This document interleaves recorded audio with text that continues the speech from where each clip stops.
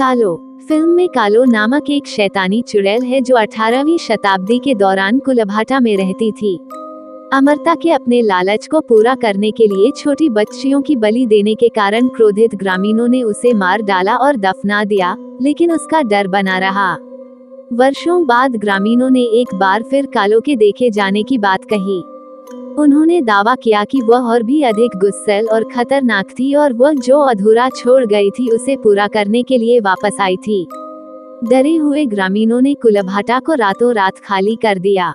कुलभाटा की ओर जाने वाली सभी सड़कों को कालो द्वारा कुलभाटा में प्रवेश करने की हिम्मत करने वाले किसी भी व्यक्ति की हत्या करने की भयावह कहानियों से सील कर दिया गया था, जब तक कि कुलदेवी के रास्ते में 11 यात्रियों को ले जाने वाली बस को कुलभाटा से नहीं गुजरना पड़ा।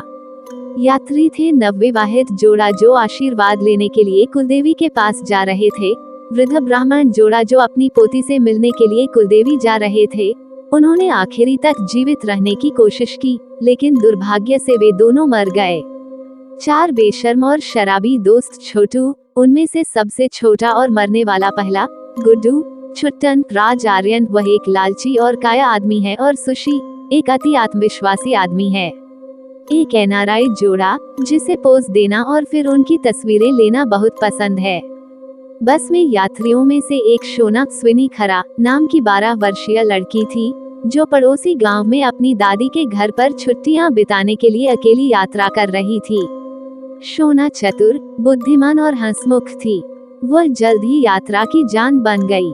हर कोई उसके प्यारे व्यवहार को पसंद करता था, विशेष रूप से एकांतप्रिय और मितभाषी समीर आदित्य श्रीवास्तव, जो बारूद से भरे बैग के साथ एक छोटी पहाड़ी को विस्फोट करने के लिए यात्रा कर रहा था, जो उसके सूखा प्रभावित गांव के लिए जल नहर का मार्ग प्रशस्त करेगी।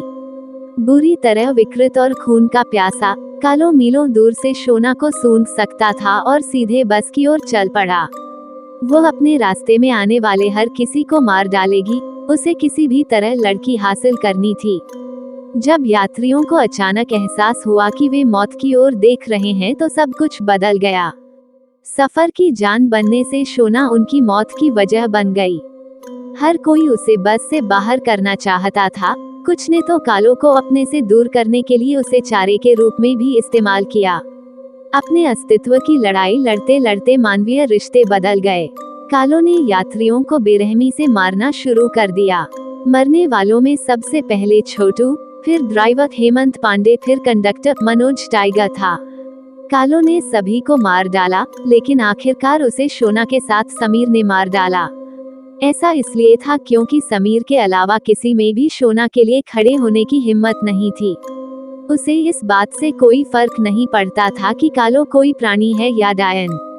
वो बस इतना जानता था कि उसे किसी भी कीमत पर शोना की रक्षा करनी है, क्योंकि उसके और उसके सह यात्रियों के लिए समय समाप्त हो रहा था जो अभी भी जीवित थे। फिल्म के अंत में समीर ने कालो की आंखों में 2 छड़ियां चुभोकर उसे अंधा कर दिया और कालो के शरीर में एक चाकू घुसा दिया। अब कालो को कुछ दिखाई नहीं दे रहा था, इसलिए समीर ने कालो की गर्दन पर बारूद का थैला लटका दिया और बारूद में आग लगा दी। कालो के टुकड़े टुकड़े हो जाते हैं और धरती के नीचे समा जाते हैं। फिल्म के अंत में शोना और समीर घर की ओर चले जाते हैं। यदि ये कहानी आपको पसंद आई हो तो अपने दोस्तों और अन्य लोगों के साथ शेयर जरूर करिएगा।